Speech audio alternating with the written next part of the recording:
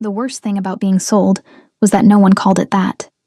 They used other words: arrangement, opportunity, honor. Her stepmother had said honor with such practiced warmth that Bonnie had almost believed it, standing in the great hall of Ashford Keep, with her hands folded over the front of her linen dress, and the smell of beeswax candles burning too close to her face. Almost. But Bonnie had learned, across 23 years of careful observation, that the prettier the word, the uglier the thing underneath it. She had not slept the night before, not from excitement, from the particular stillness that settles into a body when it already knows something the mind is still refusing to accept. The hall was full that morning. Lords and minor pack representatives lined the long benches, their boots tracking mud and pine resin across the stone floor. The fire in the central hearth burned high despite the mild weather, and the smoke curled upward through the iron grate in lazy ribbons. Bonnie stood at the edge of the gathering, half hidden behind a carved pillar, watching her stepmother, Maris, move through the crowd with the fluid ease of a woman who had spent her entire life making herself agreeable to powerful men. Maris was beautiful in the way expensive furniture is beautiful. Designed to impress, impossible to get comfortable with. She was speaking to Lord Davin, the pack representative from the northern reaches, and whatever she was saying made him laugh. A short, dismissive sound. His eyes drifted past Maris's shoulder and landed briefly on Bonnie before sliding away, disinterested. Bonnie had grown used to that look. She was not the kind of woman rooms turned to notice. She was quiet, pale-haired, unremarkable in presentation, if not in perception. Her voice was the one thing people remembered, that startling, cavernous thing that seemed to come from somewhere older than her body. She had been singing since she could form words, and she had learned early that her voice was the only currency she possessed in a house that ran entirely on calculation. It was, apparently, now being spent. "You'll perform one piece," Maris had told her 3 days ago, folding Bonnie's traveling cloak with the brisk efficiency of someone checking tasks off a list. Something simple, modest, a traditional offering song, the kind the old packs expect at a king's gathering. You will not improvise. You will not embellish. You will stand still, sing clearly, curtsy, and leave the stage. "And after?" Bonnie had asked. Maris had smiled without showing her teeth. "After, Lord Davin will confirm the arrangement with the Ashford name behind it. Your voice will have served its purpose. Your voice, not you, never you." She had not asked what the arrangement was, because she had understood, in the way women in precarious positions learn to understand things, not through confrontation but through accumulated silence, that the answer would not be something she wanted to hold in her hands before she had to. Now, watching Maris laugh again at something Lord Davin said, Bonnie felt the familiar cold weight settle behind her sternum. Not fear exactly. Something more patient than fear. Awaiting. The gathering was in preparation for the Alpha King's formal progress through the outer territories. Once every 7 years, King Lucian of the Iron Crown made the circuit of his lands, not as an invitation to celebration, but as assessment. Territories that could not demonstrate order, tribute, and cultural loyalty risked reallocation. Packlands absorbed, bloodlines reassigned. It was not cruelty. It was simply the architecture of power, and everyone inside it knew the rules. Ashford was a small holding. Maris had married into it, and then Bonnie's father had died, and then Maris had spent 4 years quietly hollowing the estate of everything that had once given it weight. The timber contracts were gone.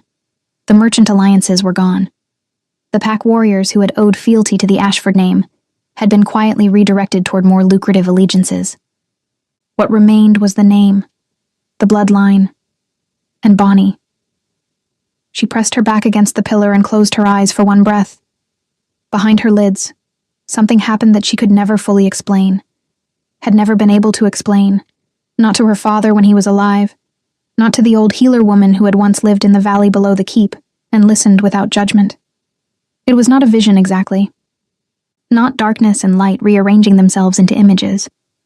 It was more like a pressure, the way the air changes before a storm, when the birds go quiet and the leaves turn their pale undersides upward. A gathering of something just outside the range of ordinary sense. It had been happening more frequently in the past weeks. always at the edges of sleep, or in moments of stillness like this one. A sensation she associated with wrongness, not danger approaching from outside, but betrayal already present, already inside the walls. She opened her eyes. Maris was watching her now. The laughter had stopped. Lord Davin had moved away, and Maris stood alone near the hearth with her hands clasped, and her expression composed in that particular way that meant she was calculating. She held Bonnie's gaze for one measured moment, then looked away. The pressure behind Bonnie's sternum sharpened. She moved. Not toward Maris, not toward the gathering. Toward the east corridor, which led to the smaller rooms behind the great hall. The counting room, the steward's quarters, the narrow staircase that went up to the gallery where documents were stored. She moved with the practiced invisibility of someone who had spent years making herself small in crowded rooms, and no one watched her go. The counting room door was partially ajar. She had not meant to stop there, had not chosen to stop there. But the pressure in her chest was almost physical now, a hand flat against her sternum, pushing, and her feet simply did not carry her past. She heard Maris's voice first. Not laughing now. Clipped.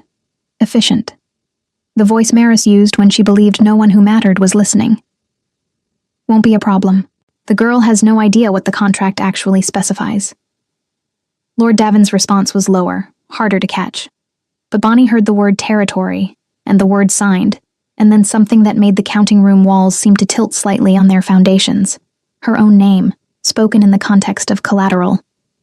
She pressed herself flat against the wall beside the door and breathed through her nose. Slowly. Carefully.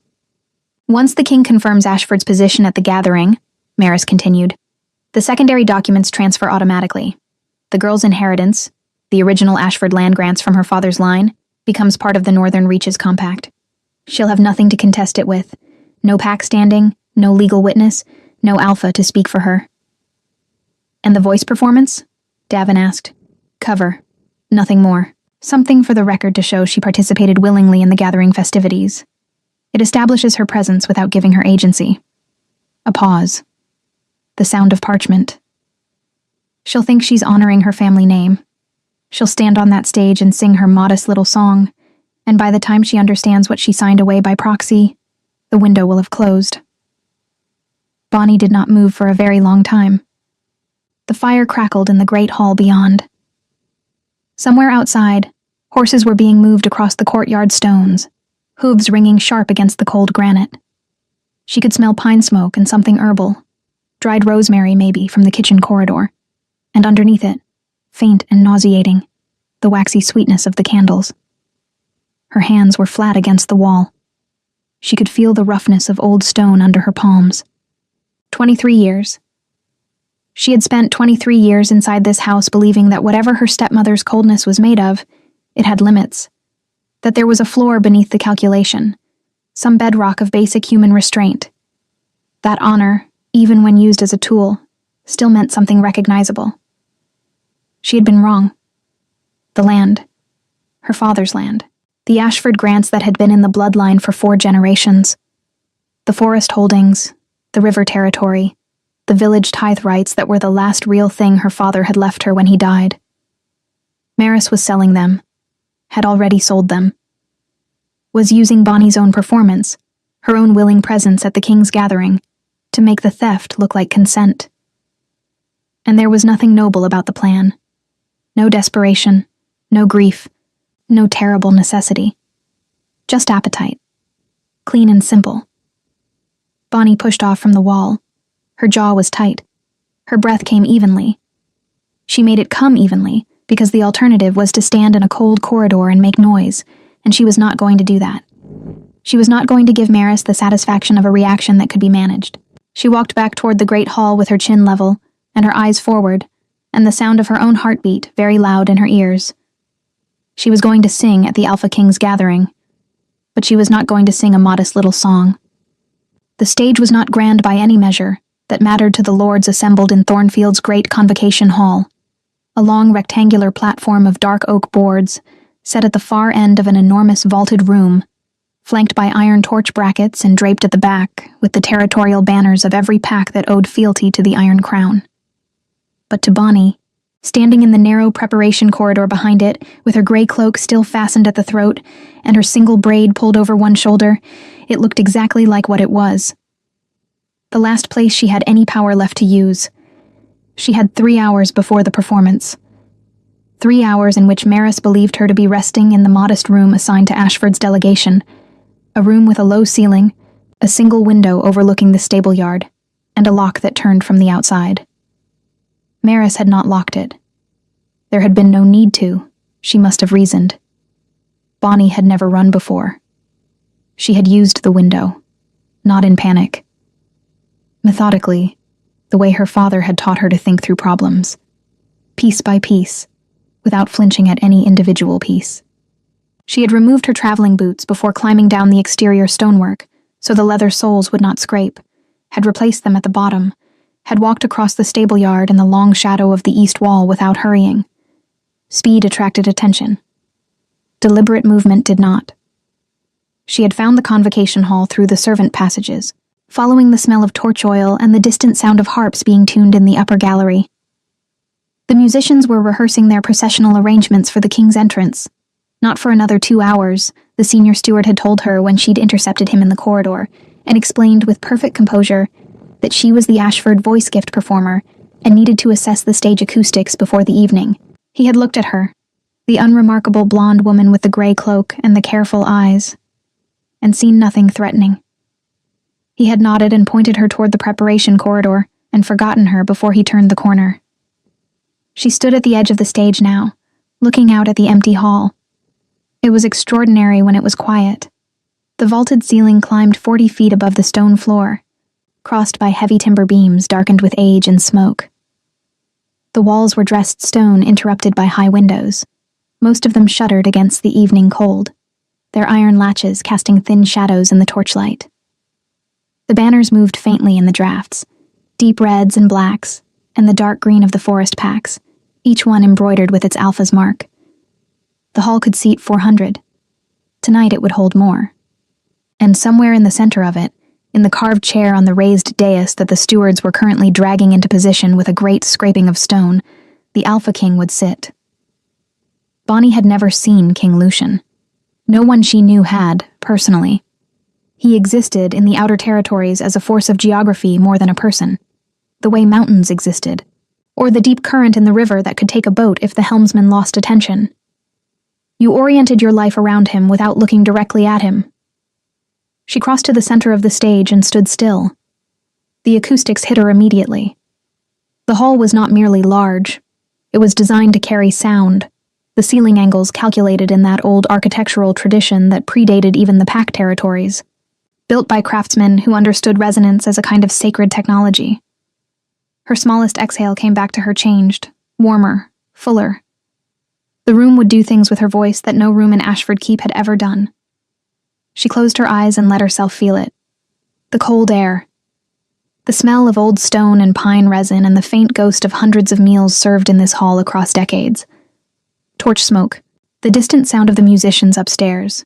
The pressure in her chest that had been there since the corridor. Still there. Still exact, but quieter now. Clarified. She knew what she was going to do. Maris had told her to sing a traditional offering song. Simple, modest, brief. Something ceremonial and forgettable. The kind of performance that produced polite appreciation and absolutely no lasting impression. A voice gift that fulfilled the formal requirement of cultural participation without creating any record that might later be questioned. A transaction dressed as art. Bonnie was going to sing Nara's Lament. It was not a simple song.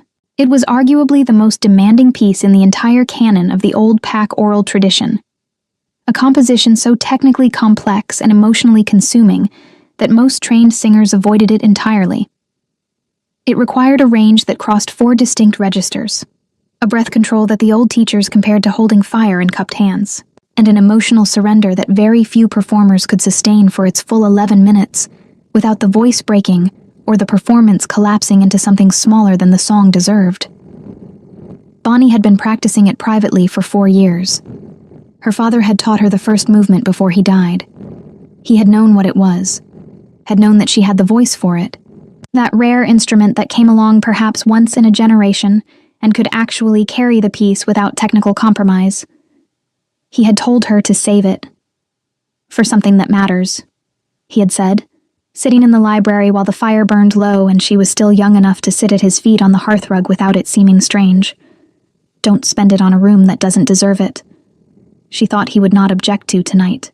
The song was about a she-wolf who had been betrayed by her pack, stripped of her standing, and cast out during the deepest winter. It was not triumphant. It did not end in restoration or revenge. It ended in something more unsettling. The moment she stood at the edge of a frozen river and chose to keep walking.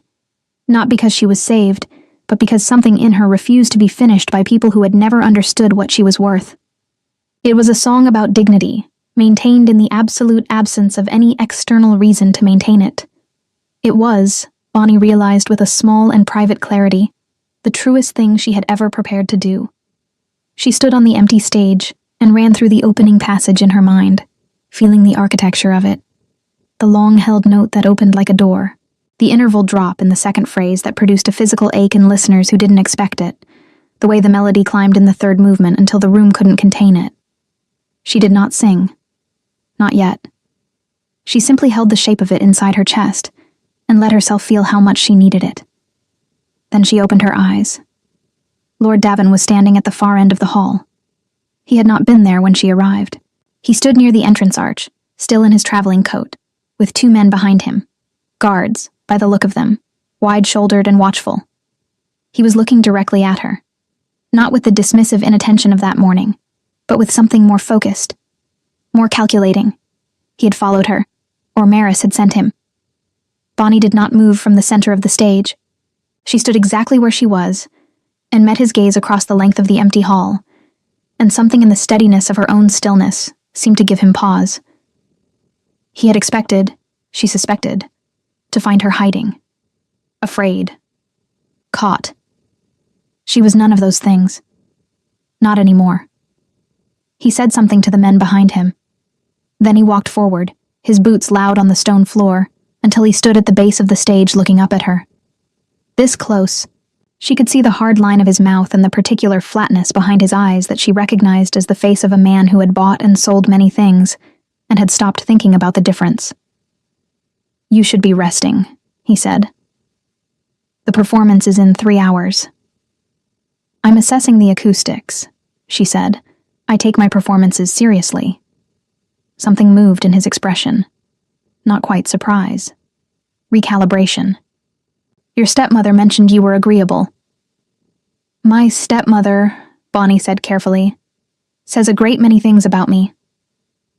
The silence between them was thin as ice over deep water.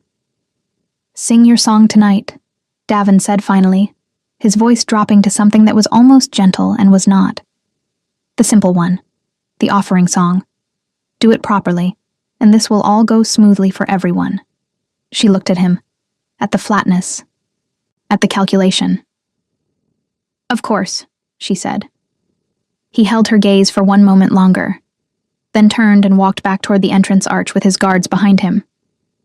His footsteps echoed up through the vaulted ceiling and came back down changed, smaller, emptier. And then the great doors closed behind him and she was alone in the hall again. Bonnie let out one long, slow breath. The pressure in her chest was gone. In its place was something different. Not peace, not exactly. Something colder and more precise. A decision that had already finished making itself while she was still standing on a stage in an empty hall. Her father's last lesson burning somewhere underneath her ribs like a coal that had never gone fully dark. Don't spend it on a room that doesn't deserve it. Tonight, the room would deserve it. She walked off the stage, back through the preparation corridor, and began to think about what came after the song. The hall filled the way floodwater fills a low room, quickly, completely, with no regard for anything that had been arranged there before. By the time the processional harps began their opening passage in the upper gallery, every bench was occupied, and the standing space along the walls had compressed into a single dense mass of wool cloaks, leather shoulders, and the particular tension of people who had traveled far and were not entirely sure what the evening would demand of them. The torch brackets had been fully lit, and the heat from 400 bodies and 24 open flames had turned the cold stone hall into something close and amber-colored, the air thick with tallow smoke and the smell of damp wool drying. Bonnie stood in the preparation corridor and waited. She had changed. Not into anything grand. Ashford's delegation had not packed for grandeur, and even if it had, Maris controlled the trunks. But she had found, in the small room where the performers' things were stored, a length of deep blue wool that someone had left folded over a chair. A practice wrap, probably, abandoned by a musician. She had used it to replace the gray cloak, draping it over her linen dress, and fastening it at one shoulder with the small bronze pin her father had given her the last winter before he died. It was not a costume. It was simply the difference between standing on a stage in the color of nothing and standing in the color of intention. Her braid was still her braid. She had not touched it. She could hear the hall beyond the heavy curtain that separated the corridor from the stage entrance. The processional had ended, which meant the king had been seated. There was a current of ceremony in the murmur of the crowd, a formality that came with the presence of real power in a room. She had heard that current before, in smaller versions, at lesser gatherings. Tonight it was something different, denser. A steward appeared at her elbow, young, nervous, holding a parchment.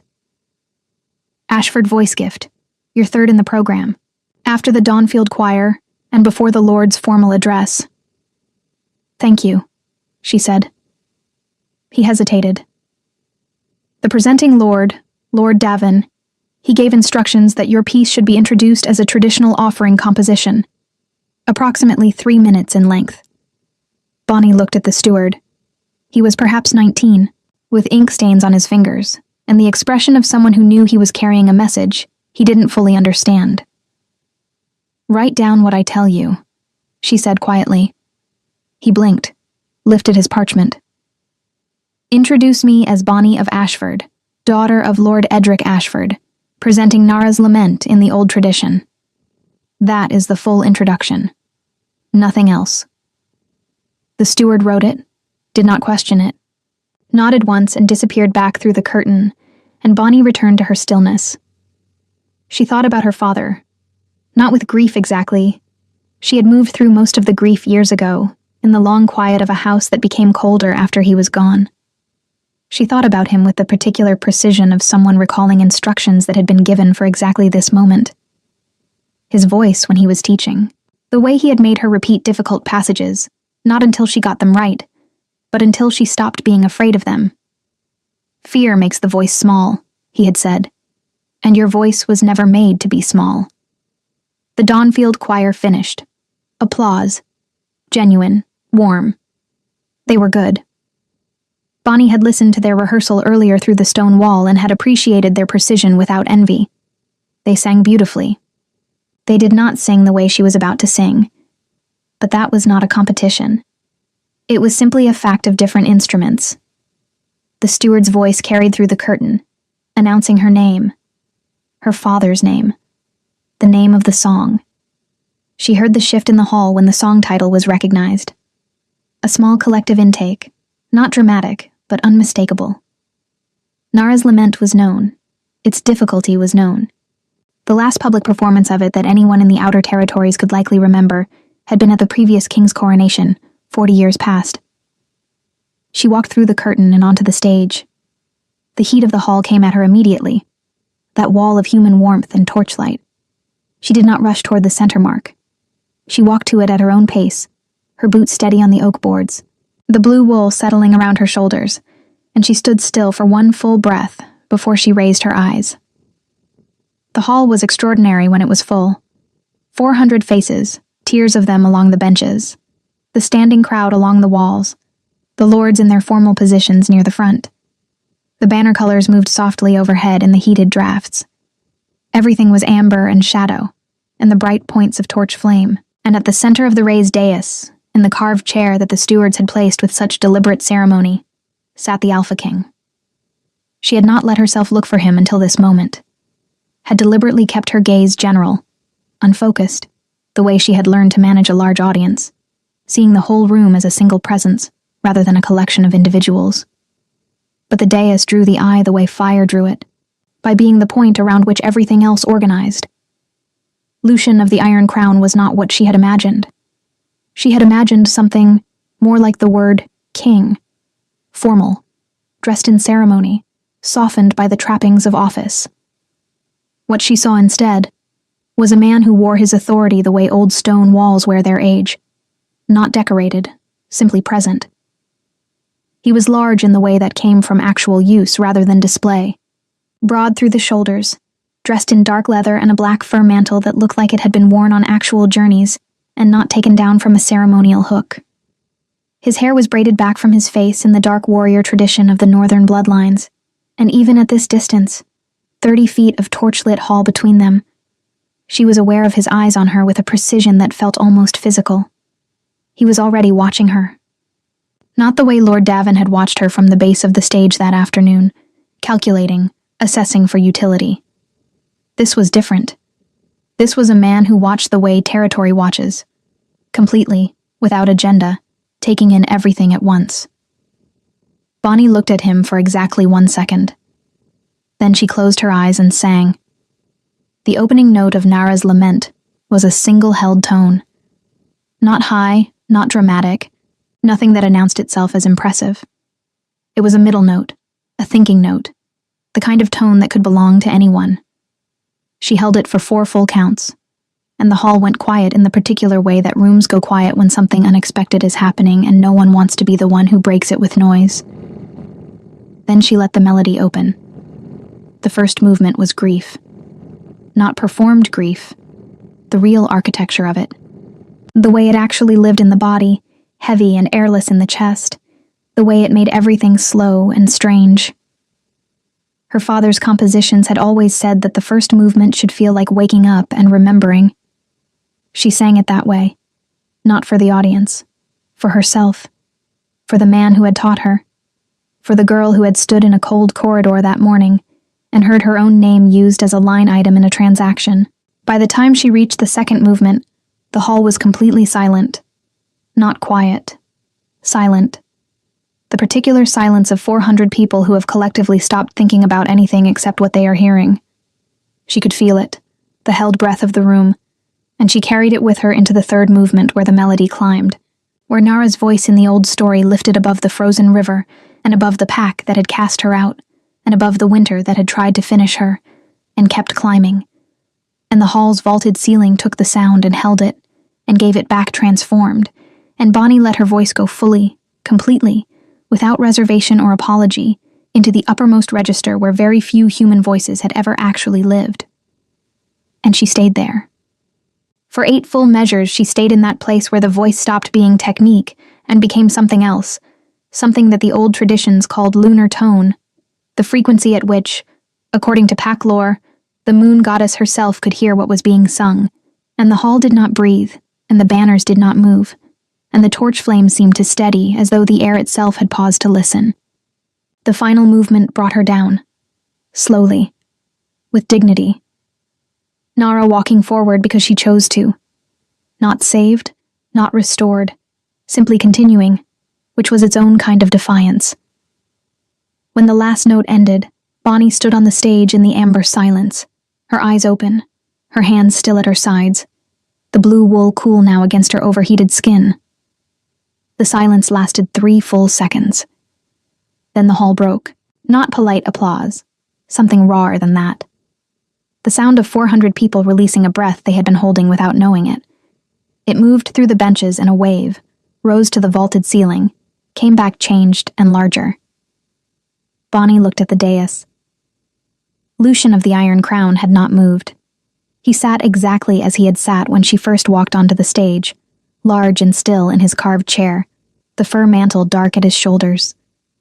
But something in his expression had shifted, something almost imperceptible, the kind of change that was only visible to someone paying very close attention.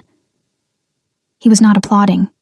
He was simply watching her with those gray eyes, steady and complete, as though he had come to this hall expecting ceremony and found something entirely different, and was still in the process of deciding what to do with that. From the far side of the hall, near the entrance arch, she could feel Lord Davin's gaze like a blade along the back of her neck. She curtsied, turned, walked off the stage. Her hands, she noticed when she reached the preparation corridor, were not shaking. She did not go back to the delegation room. There was no point. Maris would be there, or someone sent by Maris. And the conversation that waited in that room was one Bonnie was not prepared to have from a position of no resources and no time. She had perhaps 20 minutes before the Lord's formal address concluded, and the gathering broke into the informal reception that would follow. 20 minutes in which the hall would still be structured enough that Lord Davin could not move openly against her, without creating a scene in front of the Alpha King's own retinue. She used the time. The servant passages behind the convocation hall connected, if you knew which turns to take, to the administrative wing where the gathering's official documentation was being processed and sealed. She had learned this from the senior steward, who had told her more than he intended simply by being helpful, and not paying close enough attention to what she was actually asking. People rarely did with her. The unremarkable woman in the gray cloak, the voice gift performer. No threat. She found the document room on the second attempt. A low-ceilinged chamber with a single clerk still working by candlelight, transcribing the day's territorial acknowledgments into the formal record. He looked up when she entered, startled. "I need to see the Ashford Compact," she said. The secondary transfer documents filed under Lord Davin's Northern Reaches submission. The clerk blinked. "Those are sealed pending." "I am Bonnie of Ashford," she said, "daughter of Lord Edric Ashford, whose bloodline those documents concern. Under gathering protocol, a named party in any territorial compact has the right to review documentation before the king's seal is applied." She had no certainty that this protocol existed. She had constructed it from the logic of what ought to exist in a system that pretended to be just, and she delivered it with the exact confidence of someone reading from a statute.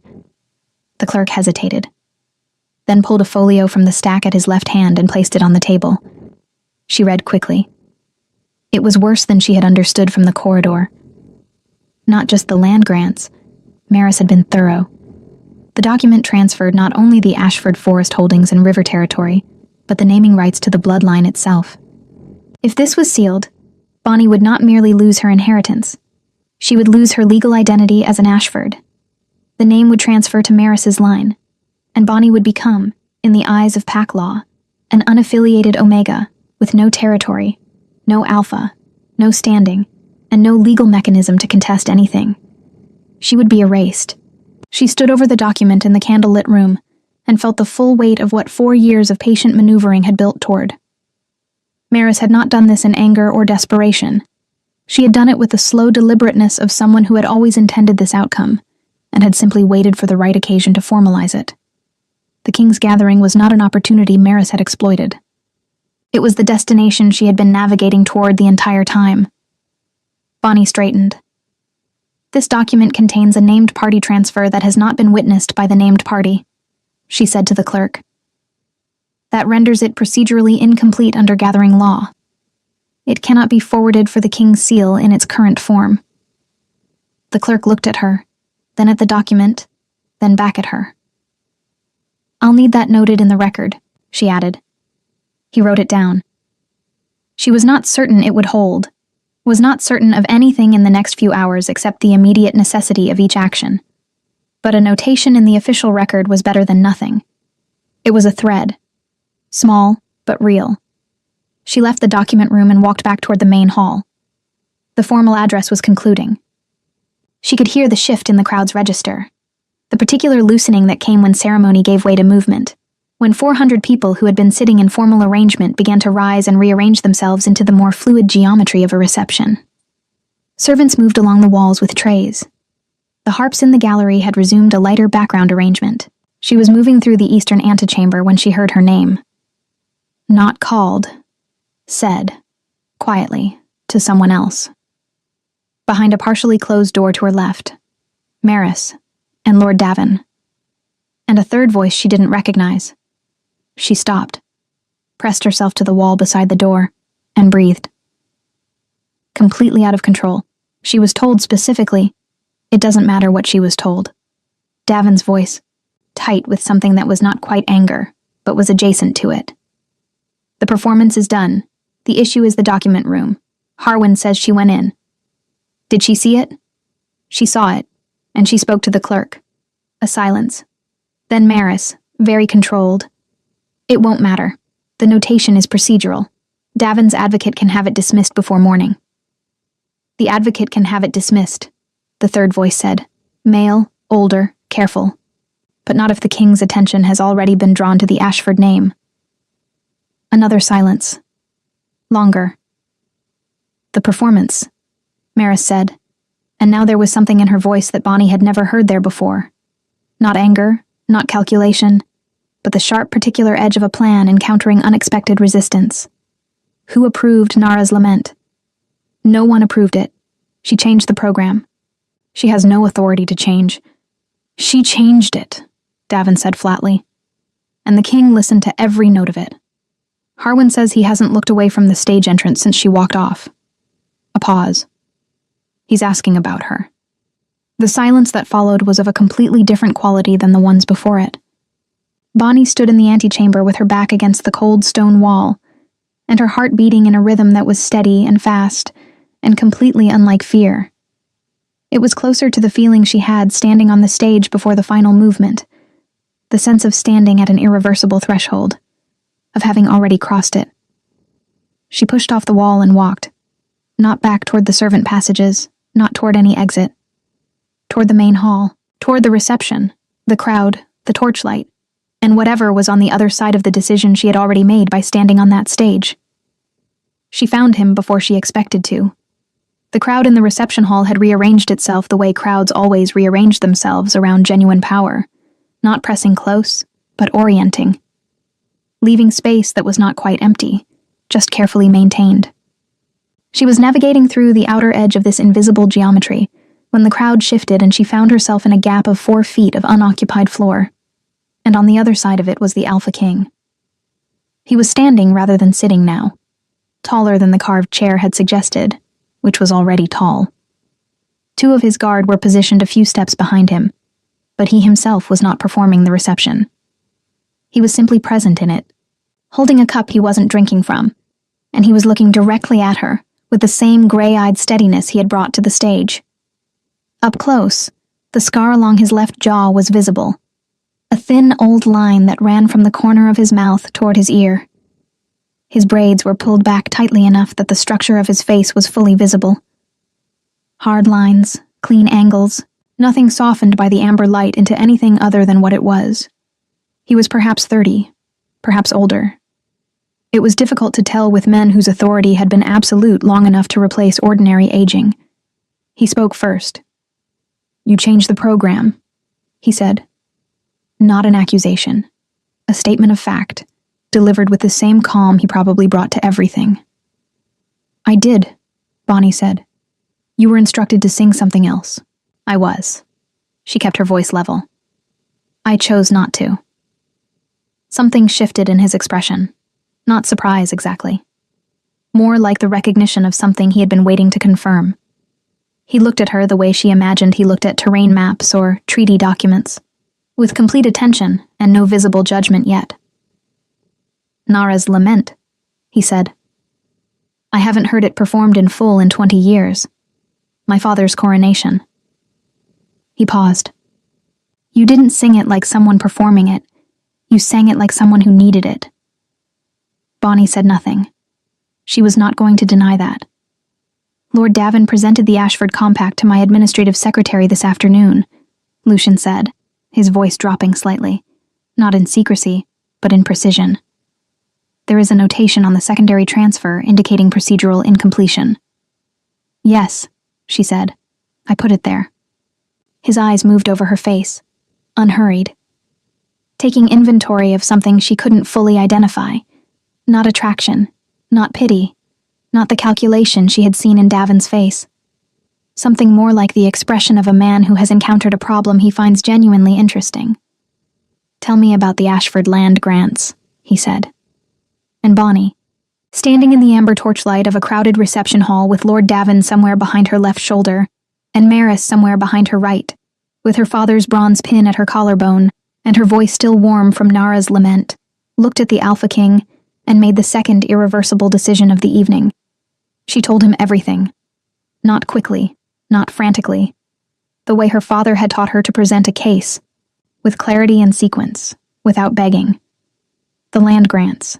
the timber contracts already dissolved, the 4 years of methodical asset removal, the document that would erase her name, the performance designed to manufacture her consent.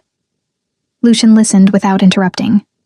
When she finished, the reception murmured around them, entirely unaware of what had just been said in the 4 feet of space between a dispossessed Omega and the king whose seal had almost been used to erase her. "You have no pack standing," he said, not unkindly, factually. "No," she agreed. "No alpha advocate, no legal witness to the original grants. My father's steward, if he's still alive and willing." Lucian was quiet for a moment. His thumb moved once against the side of the cup he wasn't drinking from, the only visible sign that he was thinking, rather than simply being still. "Lord Davin's advocate will move to dismiss the procedural notation before the morning session," he said. "I know," Bonnie said. "If that happens, the compact closes and the transfer is permanent under gathering law." "I know," she said again. He looked at her. "You came to me anyway. You were the only authority in the room that Davin and my stepmother hadn't already purchased," she said simply. Something moved in his face then.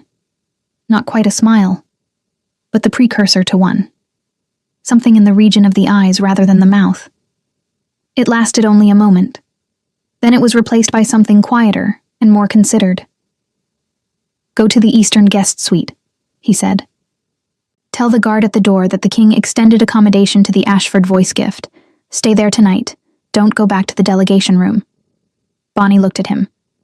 "And tomorrow?" "Tomorrow," Lucian said, "we will discuss what the law actually says about bloodline land grants when a named heir files a direct challenge at a king's gathering." He paused. "It says considerably more than Lord Davin's advocate is going to want it to say." He turned back to the reception. Conversation over, not dismissively, but with the completeness of a man who made decisions and then moved to enact them without ceremony. Bonnie stood for one moment in the space he had occupied. Then she walked toward the eastern corridor, her boots steady on the stone floor, the bronze pin cool at her collarbone, and something in her chest that was not safety. It was too early for that. Far too early. But was the first solid thing she had felt since she pressed her back against a cold wall and heard her own name used as collateral. It was the possibility of a floor beneath this. It would have to be enough for tonight. She did not sleep well, but she slept. The Eastern guest suite was nothing like the low-ceilinged room Maris had assigned the Ashford delegation. It was a proper chamber, high-windowed, with a wide bed under a canopy of dark wool, and a fireplace that had been recently laid and lit by someone who knew what they were doing. The logs were dry oak, and they burned with the clean, steady heat of wood that had been seasoned properly, not the damp, half-hearted warmth of Ashford Keep in winter. Someone had placed a pitcher of water and a covered plate of bread and cold meat on the small table near the fire. A nightgown had been folded over the end of the bed. Plain linen, clean, smelling of lavender and the particular mineral sharpness of water drawn from a stone well. Bonnie sat on the edge of the bed for a long time before she lay down. Long enough for the fire to settle from its initial height into the lower, steadier burn of established coals. She sat with her father's bronze pin in her palm and looked at the fire and thought about what morning would bring. She had no illusions about what she had walked into. A king's attention was not inherently protection. It was interest.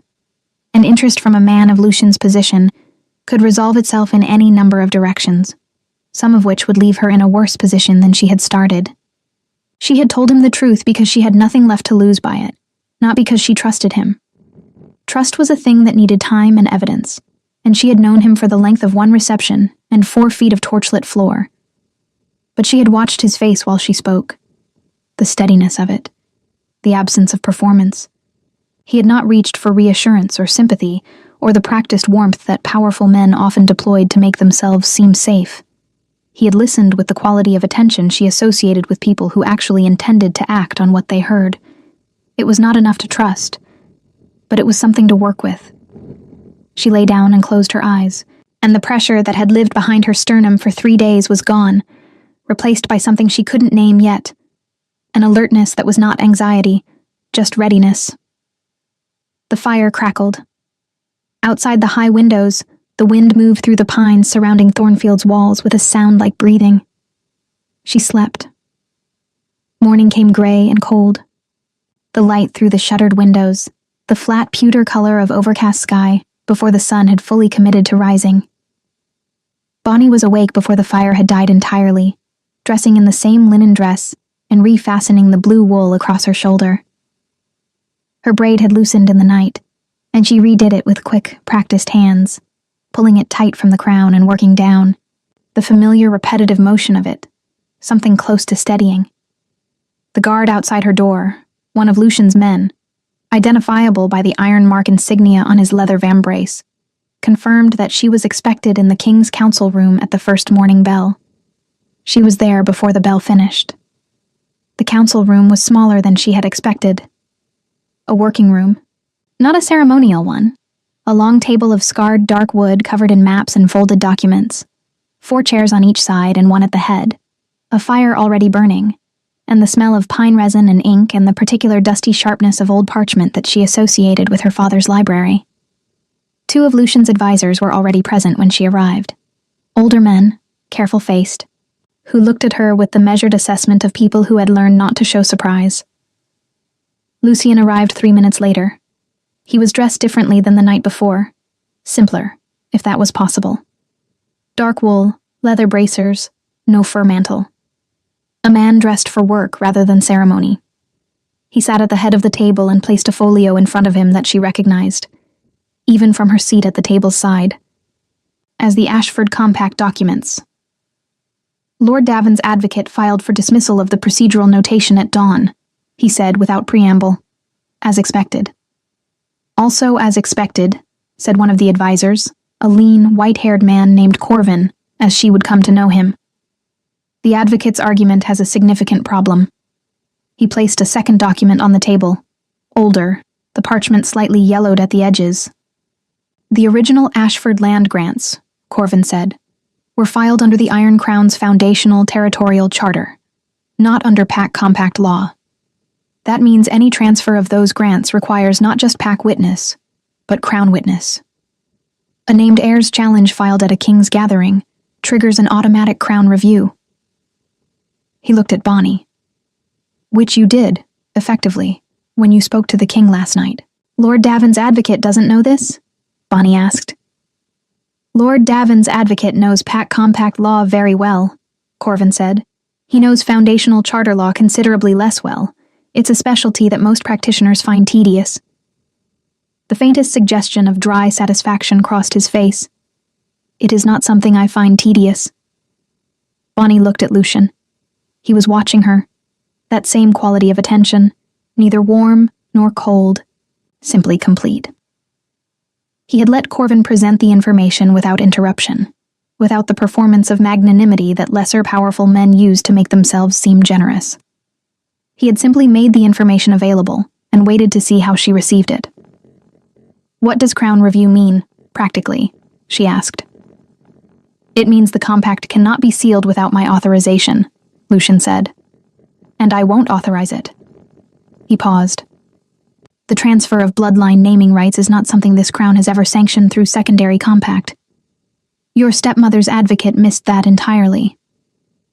Lord Davin's did not, which tells me Davin knew the document was overreaching and filed it anyway, expecting the gathering's pace to prevent close review. It nearly did, Bonnie said. It nearly did, he agreed. Silence. The fire burned. Outside, Thornfield was waking. She could hear the stable yard, horses and voices, and the particular percussion of a keep returning to its daily rhythm.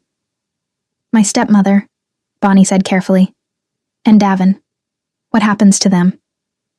Lucian looked at her with an expression she was beginning to recognize.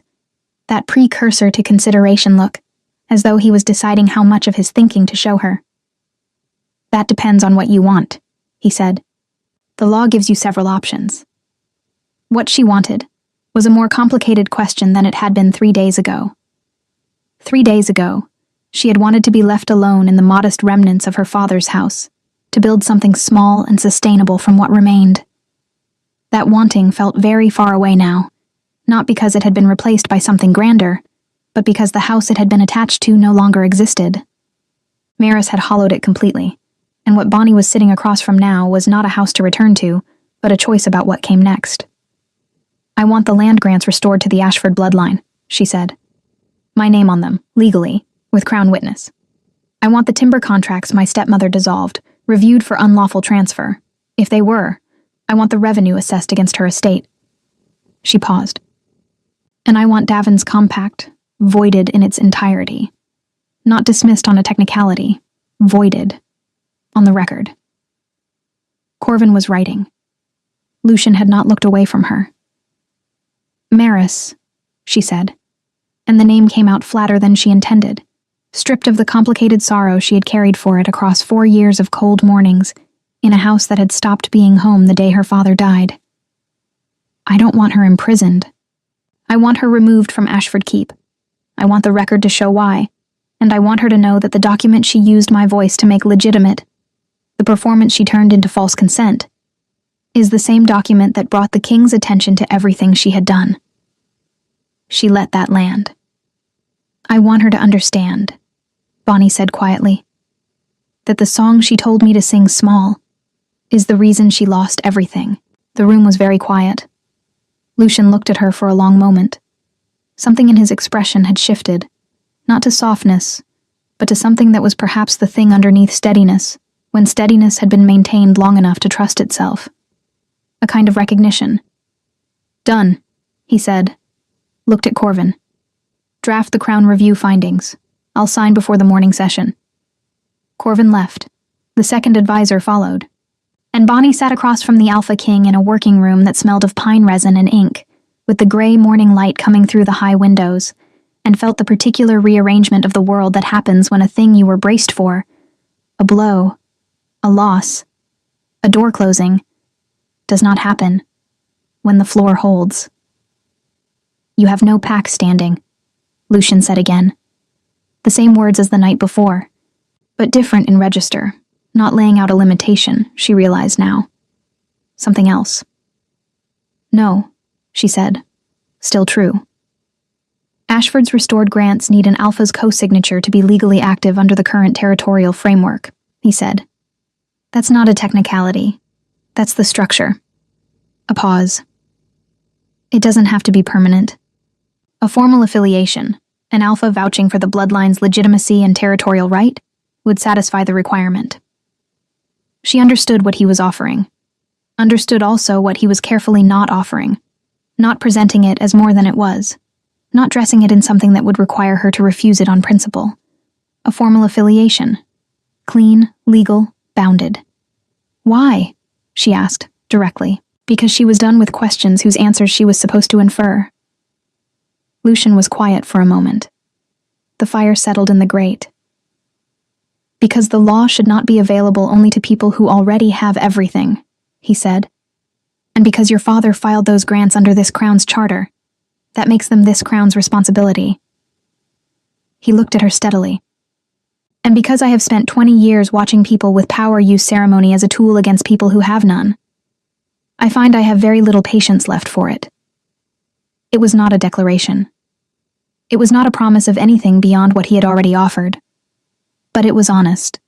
The particular honesty of someone who had stopped needing to perform their own goodness, and had simply arrived at it as a matter of practice. Bonnie looked at him across the scarred dark table with the morning light on his face, and her father's bronze pin at her collarbone, and the full weight of the last 3 days settling into something she could actually stand on. "All right," she said. "Then we proceed." What followed was neither swift nor simple, because justice rarely is. The Crown Review of the Ashford Compact took 4 days. Corvin was methodical and thorough, and Lord Davin's advocate, faced with foundational charter law he had genuinely not anticipated, spent those 4 days in increasingly frantic consultation with colleagues who could not help him. On the 3rd day, Davin himself requested a private audience with the king and was declined. On the 4th day, the compact was voided, on the record, in full, exactly as Bonnie had asked. The timber contract review took longer, 3 weeks, conducted by Corvin's office while Bonnie remained at Thornfield as a formal guest of the Crown. She used the time in the castle's library, which was extraordinary, floor to ceiling with volumes she had never had access to, and she read pack territorial law with the focused intensity of someone building a wall, stone by stone, against the possibility of ever being in this position again. Maris left Ashford Keep on a cold morning in the 4th week, escorted by 2 of Lucian's guard, and carrying only what could be demonstrated to have been brought into the marriage. She said nothing when she left, which was perhaps the most honest thing she had ever done. The record of her actions was filed under the Iron Crown's territorial archive, not hidden, not softened.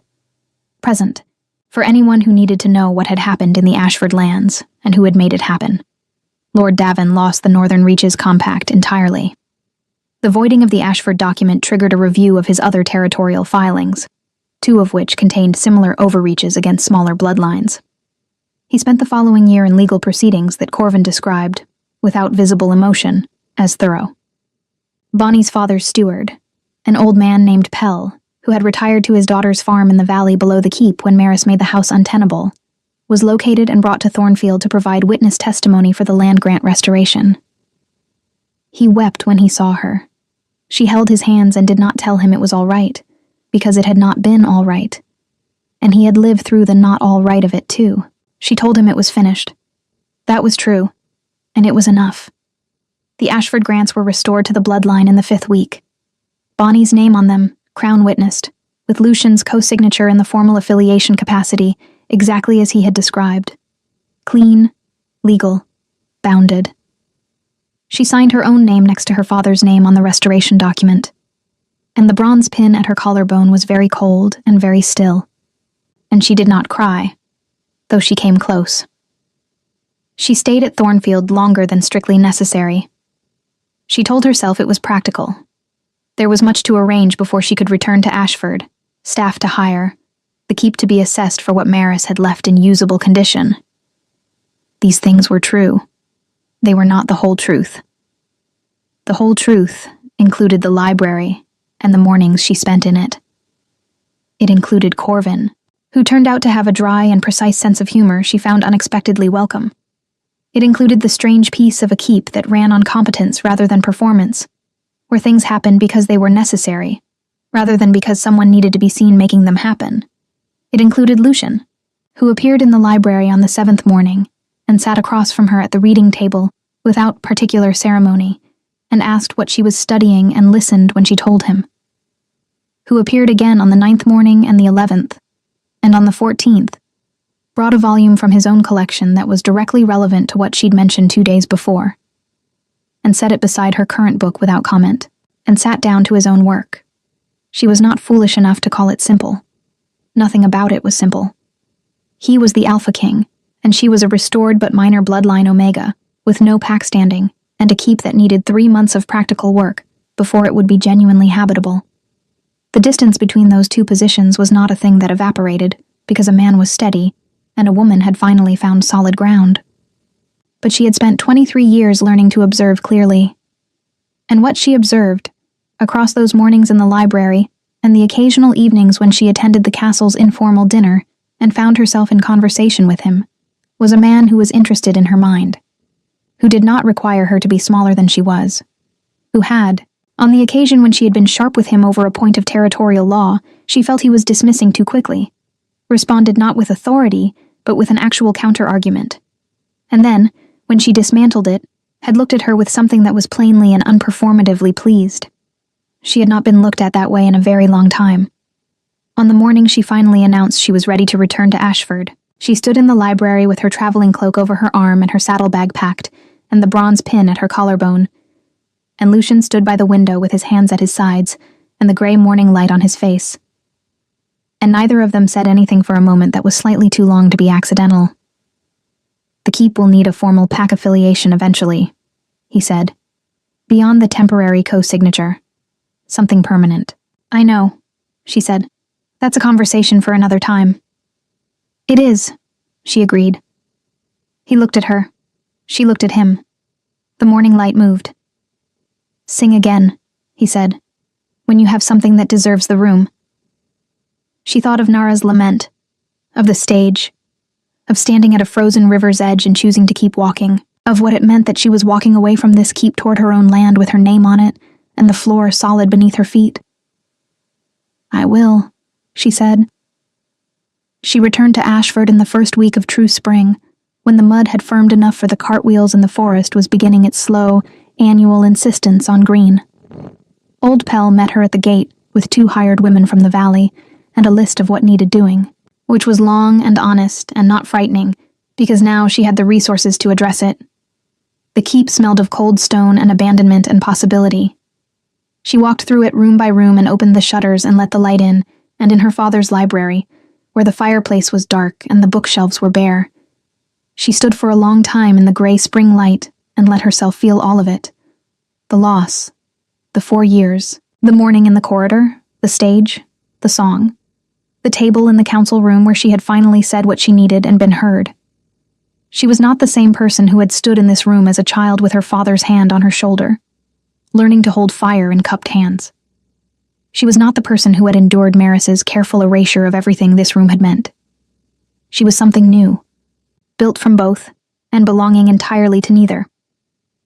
A woman with her name on her own land, her voice still warm from the most important performance she would ever give, and a door, carefully, honestly, unhurriedly, left open. She built a fire in her father's library. It caught on the first attempt, clean and steady, the dry wood her father had always insisted on keeping properly stacked. The light spread across the empty shelves and the cold stone floor, and the bare desk where he had sat and taught her.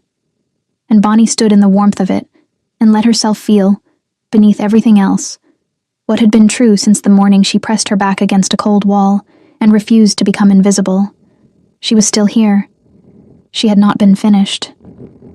And the song, when it came, and it would come, when the room was ready, when the right stage stood before her again, would be something no one had told her to sing. Something entirely her own.